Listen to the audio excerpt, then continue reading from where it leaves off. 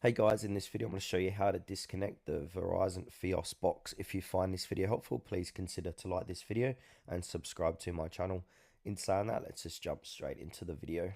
Alright, so to disconnect your Verizon Fios box, you'll want to make sure you do it safely and properly so you don't damage anything or lose important settings. So I've outlined a step-by-step guide in doing so. So the basic steps to disconnect the Verizon Fios box is to turn off the box. So press the power button on the front of the Fios box or use the remote to turn it off. Then from there we want to unplug the power cord. So carefully unplug the power cord from the back of the Fios box and then from the wall outlet or power strip.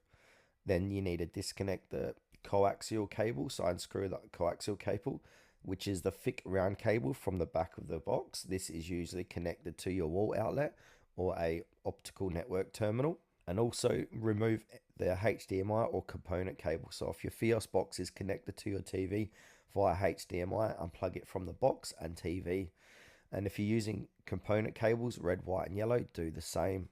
And then your last step here is disconnect Ethernet or MOCA if used. So if there's an Ethernet cable at the back, go ahead and unplug that. Some Fios boxes are using a coaxial connection for MOCA networking instead.